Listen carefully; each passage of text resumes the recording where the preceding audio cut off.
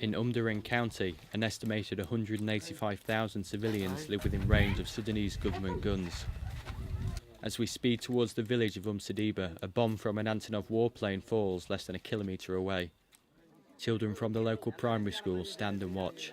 After 3.5 years of fighting, this has become a normal daily occurrence in the war-torn state of South Kordofan. Serdiba residents say they have suffered more than 130 civilian casualties since the beginning of the year. The artillery shelling on February 3rd was the most intense yet.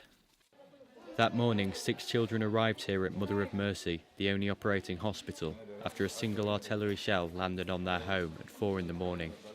3 other children were killed instantly. The children were sleeping in a foxhole dug under the house in an attempt to stay safe from the bombing. The head doctor at Mother of Mercy Hospital says there has been a rise in civilians injured since the beginning of the year. All the anti artillery wounds we've had over the past 2 weeks have all been young people, either children or adult females. Young adult people, some elderly adult females. None of them have been combatants. The use of artillery shelling on Serdiba intensified mid-December, soon after Sudan's armed forces were pushed back by SPLA North rebels in ground battles. Villagers report government artillery, jet fighters and Antonov bombers have been targeting the village on a daily basis.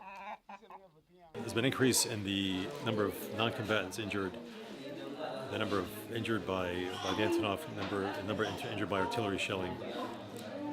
So I think, who knows why, but I think a lot of it's because the ground forces, the SAF ground forces have been defeated, so they're just kind of sitting back and shelling and bombing. It's just as a terror campaign. Serdiba village is just 10 kilometres from the front line in Kadugli.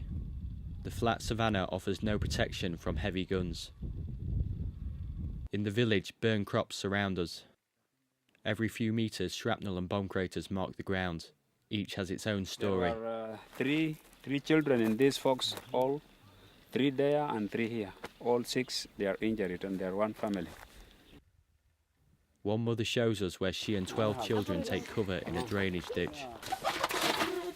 She says she has lived here for 3 months. This nearby crater was made by a MiG fighter jet.